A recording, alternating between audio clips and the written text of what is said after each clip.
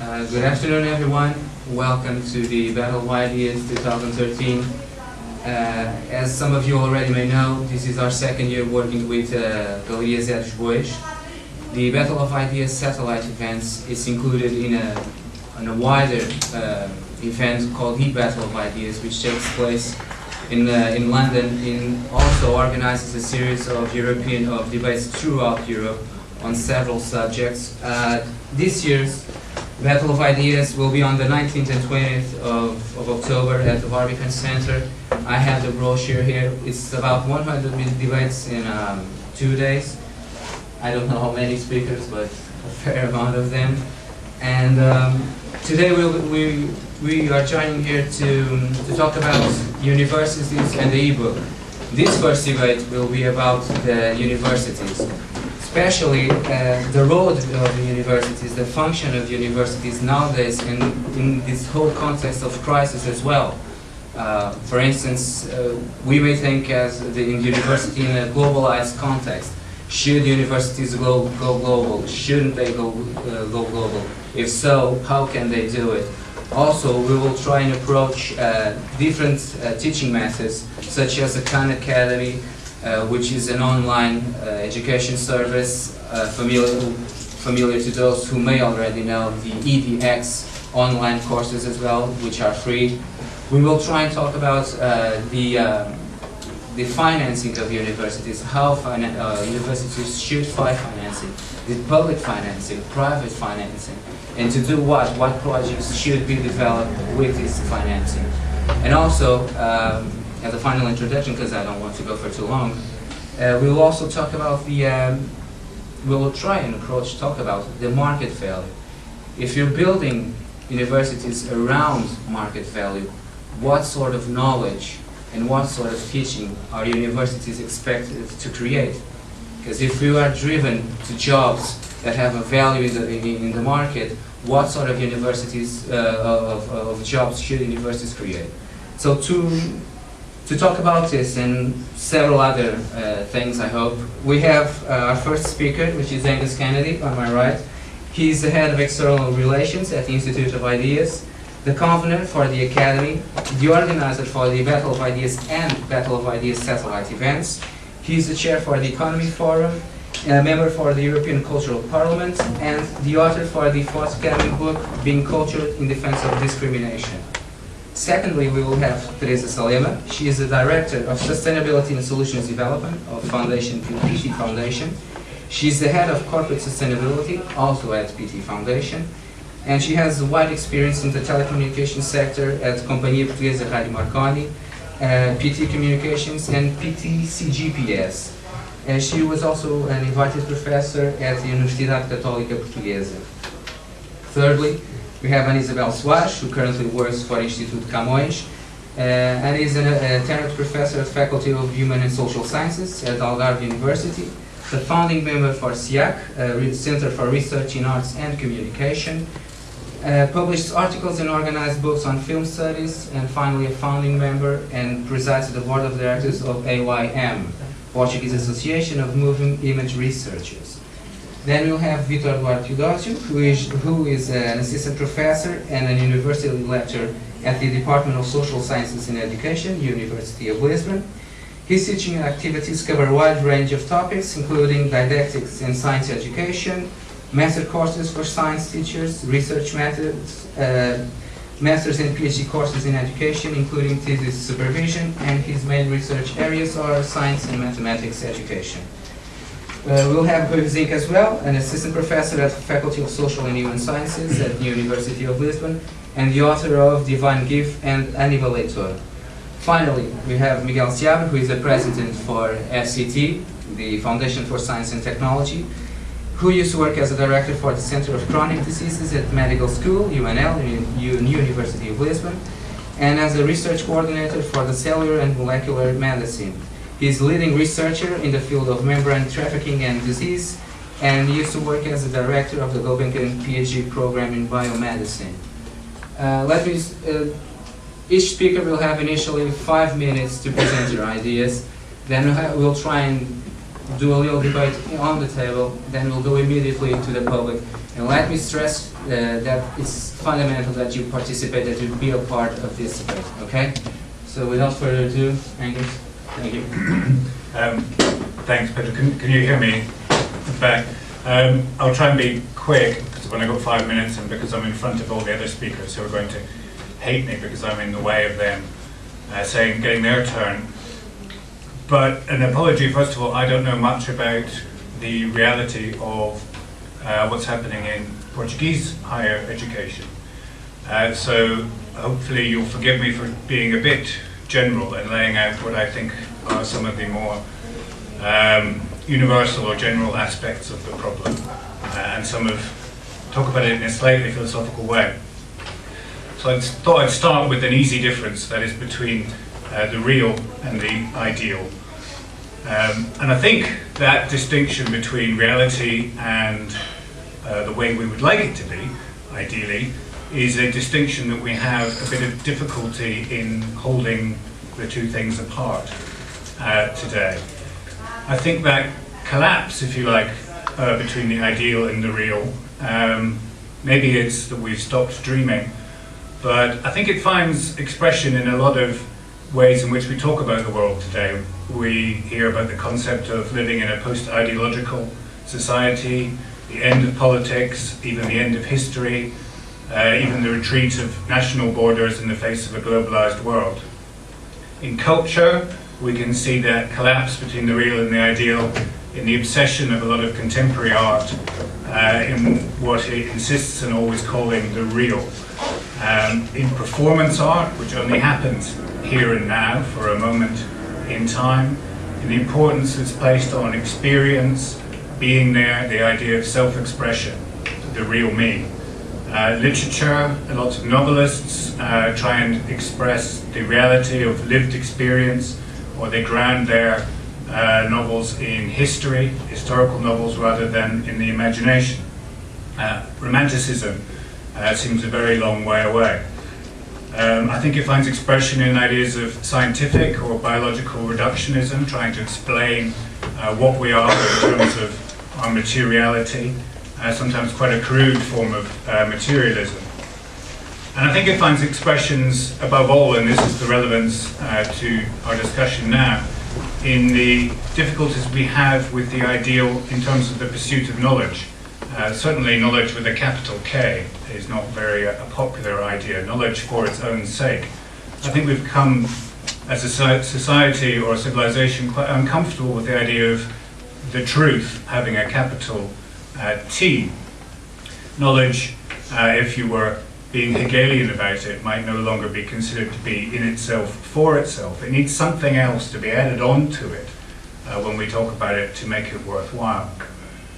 So in all these areas, that's a very quick overview, but I think you can see the absence of ideals or dreams or something higher, and a retreat towards pragmatic thinking or utilitarian thinking or instrumentalization of knowledge, in which things become valued for some purpose, which is always found outside them, not in themselves. Things are always for something.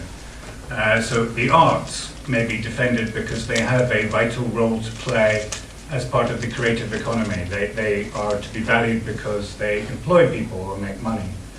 And so too with the university. Increasingly the university is being defended in terms of its economic value add, its contribution to national GDP, or to students' career prospects. You go to university because it will get you a good job afterwards.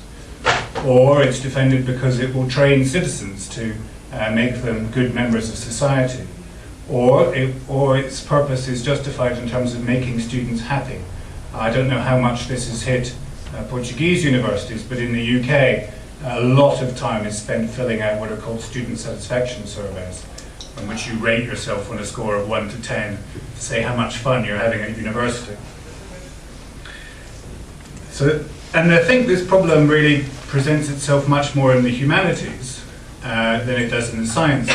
Sciences can defend themselves more easily in instrumental terms than literature or the classics or fine art can.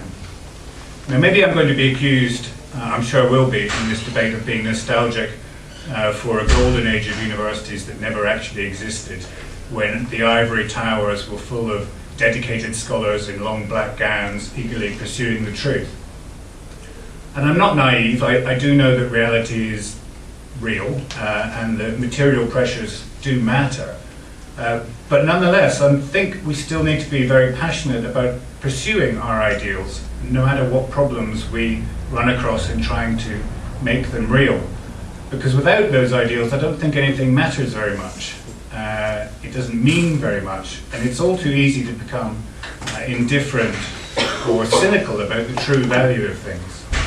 When we always justify something like a university in terms of something else, something it is not, universities for jobs, the knowledge economy, then the thing itself ceases to matter so much. We're always worrying about something else. So I think, and I'll leave it here, ideally universities, this would be my one point, I think, ideally universities have no economic, political or social purpose. They're not for any of those things. I think they're not even for the students. Rather, it's the other way around. The students are there for the university. The academics, the scholars who make up the university, may cherry pick some of the students.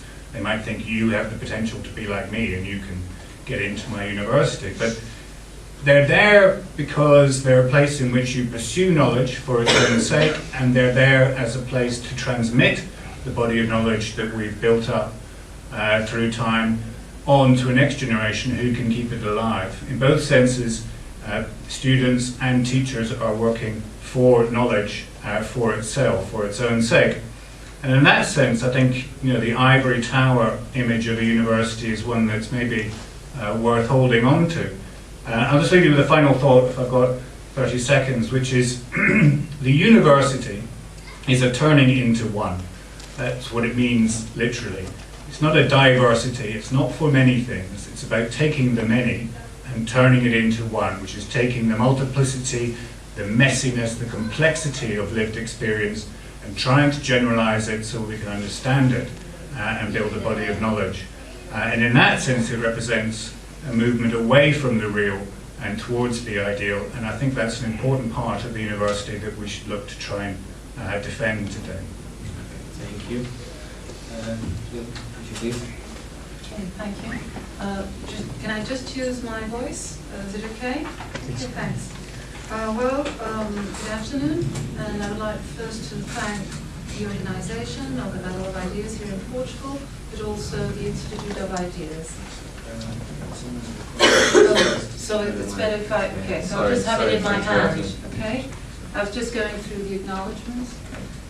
And so when I first was preparing for this small little 5 minutes, I just read the abstract that was on the website, and it said, universities, what are they good for? And I would answer that universities are only part of the answer for the crisis that we're facing. But in Portugal, and this is specifically for Portugal, I think universities are crucial for developing the competences and the skills that can create more value and more innovation to build into the economy. So, but education produces no immediate results, I'm sorry to say. It's a long and winding road. It's long term. So you cannot expect to be at the university and have a job afterwards. It's not like that. In fact, if you're at the university and you expect to get a job afterwards, I would think you have the wrong motivation to be at the university, right? University should be driven, or you should be at the university, what should drive you at the university should be something like the passion for learning, or the excellency, being excellent or an expert at some subject. And of course, universities should also teach you how to learn, because even if you're an expert in literature or whatever, you will have to continue to learn throughout your life. So university should also learn how, it should also teach you how to learn in this long-term experience. And I was just remembering the words that Angus was saying, and I had a few notes on what would we like education to be, right? Is this model that we have, is it giving the right answers? Because schools and universities have had the same teaching models and methods at least since the Industrial Revolution. I would say that putting into a number, they were version 0.0, right? And the world has changed a lot since then. And I think that we would target for an education 3.0 at least, right? Putting into it some ICT terms. And we think that education should be more personal, adapted to your needs. We think that education should be more collaborative. Working in groups helps you understand the others and produces more innovative answers. It should be more interactive. Learning is about asking why and looking into those answers. And of course that education should also be integrated, and I mean by that multi-subject with a disciplinary approach. Because solving problems, and that's what we do at companies, solving problems is only possible if you can integrate different types of subjects. At PT, we believe that technology can build this education 3.0. We're technology believers, of course. And we think that ICT solutions can really make a difference in education. So this is why we decided to build the Khan Academy in Portuguese language. A few months ago, we decided to dub the contents into Portuguese. Just 2 words on Khan Academy, because I'm not sure that everyone knows Khan Academy. Khan Academy is really a new paradigm in education. It's a new technology model that offers top quality contents for free for everyone. It has now more than 4,000 videos in different areas from mathematics to history. There's small videos that are available on YouTube and in Sapo in Portugal, and that can be downloaded when you want, where you want. You can stop them, you can rewind them, you can play it again and again. Right? So Khan Academy can be used at home when I'm studying, or it can be used at classrooms, or elsewhere. Returning to the teachers, I would say their most noble function. I'm not sure that Khan Academy will substitute teachers at all. I'm sure that Khan Academy can help teachers, and teachers should remain with their most noble function, which I think is tutoring and coaching their students. Khan Academy can also be used as an educational tool throughout life. Myself, when I need to know a little bit of a subject, I go into Khan Academy and I go into their videos. So as I said, we decided at Portugal Telecom to dub all these contents into Portuguese. Now there are more than 300 videos available in Portugal and for Portuguese language. And they have been seen not only in Portugal in the last 3 months, but also in the Portuguese-speaking countries like Angola, Mozambique, or Timor. So we're actually doing this all throughout the Portuguese countries. I'm just finishing. To say and to resume that we think that technology can make a difference and can really be part of the solution of building this education 3.0. Thanks. Thank you very much. Anna, please. Yeah. Well, thank you, Pedro, and thanks to the organization for having invited me. I tried to bring some ideas for the battle, and the way I always try to get that ideas is through the words. So first I thought, okay, university is the word that will lead me, but that's very much common knowledge, that it represents universal knowledge, or the place where you should have access to universal knowledge. So then I started thinking about the role or the function, or what the universities should serve for, which the title, the Portuguese title, what's it good for, para que é que serve, and I got to the idea of the opposite of the university, so a service in this sense. If I go back to the etymology, reminds me of enslavement. The word servos That's the Latin word servus comes from the Etruscan, which meant the person who was a slave, who was enslaved. And that's exactly what universities serve to contradict. So there is a certain paradox when I think about the university, in the sense that it will enable people to be free via knowledge, so throughout the knowledge they are allowed to attain, but that knowledge is extremely organized, or at least in the romantic sense that I don't think is so far away from us as Angus was suggesting. Knowledge is very much organized, very much systematized, and in that sense knowledge is serving us. It is still enslaved in a great majority of contexts. So these are the two main ideas that I was hoping to convey or to remind. And then I thought about routes or courses of thought, and of course names of people who have done this much better than I can, namely for instance, Michael Oakeshott, who wrote about the idea of university, also the Cardinal Newman before him, or more closer to us in Portugal, Professor António Feijó, who was writing about the teaching of literary theory and within the university, and who brilliantly led a path of thought which makes us think about general thought, not just literary theory or literature studies, but the idea of liberal arts, humanities, and what they serve or what are they good for when we try to attain knowledge. So I cannot separate the idea of university from the idea of freedom, a way to knowledge, a way towards knowledge as a way towards human freedom. And in that sense, I cannot view, or I have a difficulty accepting an idea of a university that is not liberal, or the knowledge of which, or that it conveys, not being a liberal knowledge. In this sense, of course, issues can be, or topics can be introduced in the discussion, for instance, to decide which is better in a society, or at least in a Western society.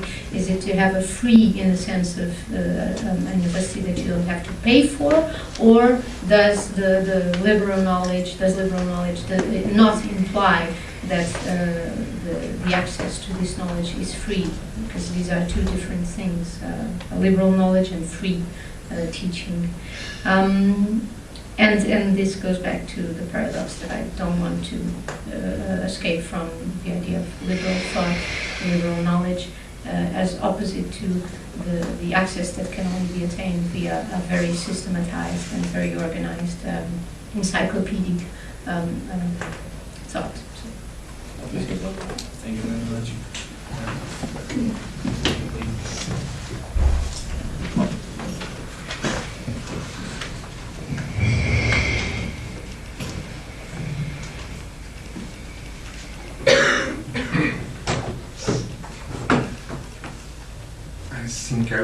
Thank you for the invitation. I will start with a little of one idea that you just presented, the reality versus what we would like to be.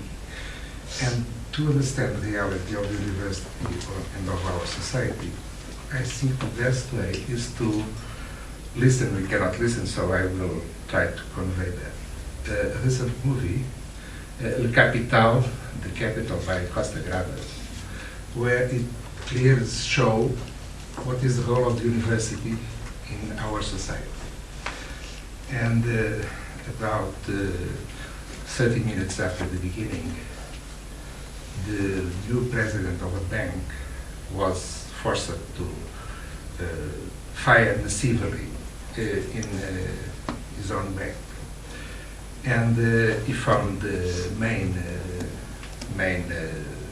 shareholder, and I will quote directly from the movie. Dietmar wants me to fire massively.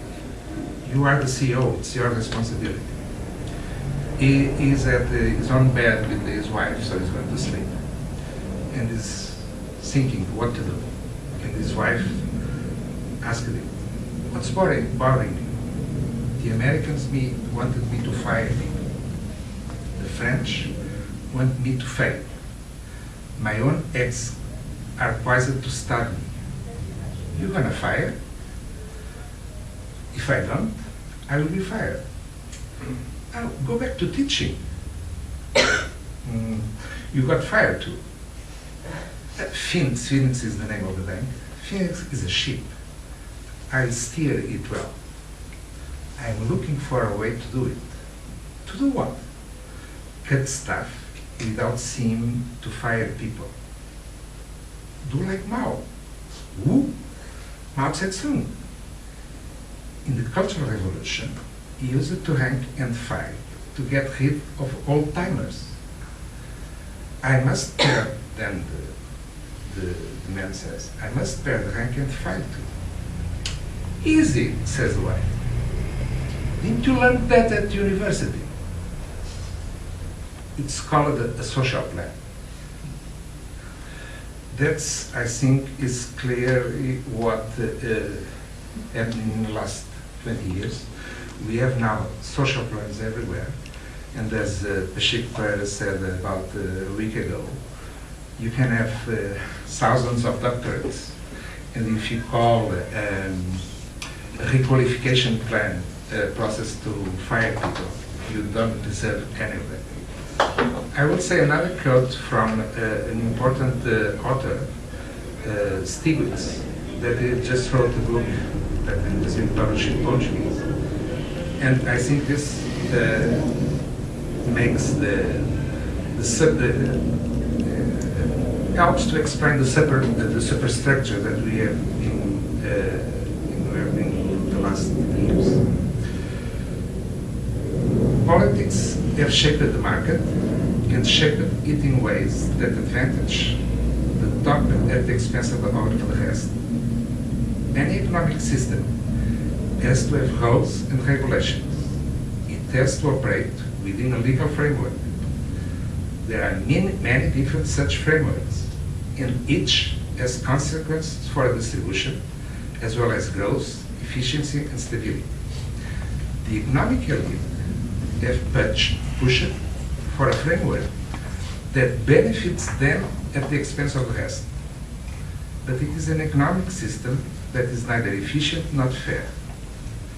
I explain in this book how our inequality gets reflected in every important decision that we make as a nation, from our budget to our monetary policy, even to our system of justice, education, etc. Just to finish and to help people think, I would like to remember that the scene for vaccine for polio was discovered about 50 years ago by German Salema. And on the TV, the presenter asked him, who owns the patent?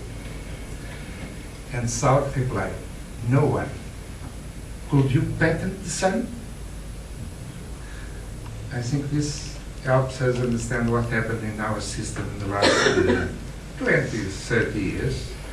We are patenting the sun, and universities are selling the sun, and this is a consequence of the change in the not only the economic system, on the society. I think that we are preparing what another author calls a servant society. And I don't know how to change it, but it is a very big challenge for the university and for everybody. Thank you very much. Thank you. Please.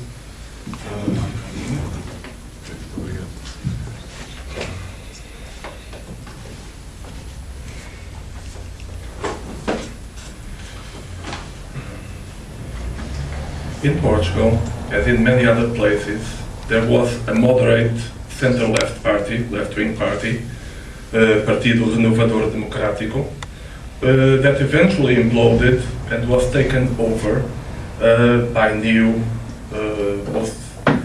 And now PRD is an ultra right-wing organization, but it kept the name though. We live in a time where words, even concepts, are easily hijacked. Democracy, progress, science, future, alternative, realism, pragmatism, paradigm, dream, creativity, freedom, and so on and on and on. University is a concept, or a multitude of concepts, but it is also a word, and words can be hijacked, just as planes or people or political parties' names. Nowadays, the dominant model is the Anglo-Saxon. We are here speaking English. But just a few years ago, at least in humanities, where I come from, the main language was French. And boy, were the French so proud of French science, la science française. And so many keynote authors in my field were French. Riffater, Deleuze, Lacan, Barthes, Bachelard, Lévi-Strauss, Gallimard. Nowadays, the French are learning English too, and some of them resent it. I read recently an article in, I'm sorry to say, Le Monde, pointing out that knowledge is also the language in which it is produced, and that economical and political power tend to absorb scientific and technological power. I think the author had a point there. I really do miss the French. They were sometimes too full of it, but they were also elegant and swift. And as I learned in my literature classes when I was a student, I learned nothing being a teacher, at least not in my classes, style can be substance. A few years ago, university decided to become expensive and cool, more like in the US. I don't mind that. It became more and more fascinated with sound words with a nice ring to it. Science, technology, future, ranking, prestige, future building, and so on. Suddenly, everybody looked sharp. Massachusetts Institute of Technology, not Sorbonne, became the role model. Actually, in my field, in humanities, I don't think we do science. We do something around that, but I abhor people calling me social scientist or a scientist or whatever, and applying to my field the same rules they apply to other fields. The problem is that at the same time, university lost substance. The language of marketing sort of replaced, that's my feeling, other languages. As computer people will put it, we are all speaking code now. Dress code, salad dress code, I could go on. And some people claim, and I sort of listen, that with Bologna it turned the BA program into a sort of kindergarten. I actually don't entirely mind that. For me, it is fine for the university to be also in part a multiple and wonderful kindergarten. Actually, I always saw it as a bit of that. Fun is good. Students should have fun. Fun, as far as I remember, is better than a lot of other things. And the university is still a better place to spend your young adult years than, let's say, a war, or a religious community, a sect, or as a cashier at a supermarket, or as a voice in telemarketing. That may be your future as a BA student, to become a cashier at a supermarket based in Amsterdam, where they don't pay Portuguese taxes, but at least it's not your present. While you are studying at university, you are having fun. It's slightly better. And this, for me, is the main reason why I accepted Bologna conversion to the American model. 3 BA years, and then, if the students want to go serious, MA and PhD programs. Or, even better, an MBA in business. Now for what I don't like. I don't like a university where the humanities become an obsolescence. I don't like a university completely fascinated with latest fashion as a teenager. I feel weird when, true story, a colleague happily tells me that her work fits the the model of scientific productivity. I don't think the letters M, I, and T are magic. I do happen to think all letters in the alphabet are magic. I don't want to die, but I don't want to pick dinosaur DNA and to clone dinosaurs. I read a book written by a medical doctor where that happens, and it didn't end well. In fact, if I could choose, I'd rather be a dinosaur, and maybe I am, but I don't want to die. I don't want my university to say my line of work is non-essential. Should the university train people for the job market? Yes, but that is not the only goal of the university. The university goals is also not to serve the job market. University time, as far as I remember, always had a delay to society time. And I think that is very to the point. University must always be a bit too early or a bit too late to schedule, both at the same time. That delay, that asynchronicity is crucial. Thank you. Thank you very much.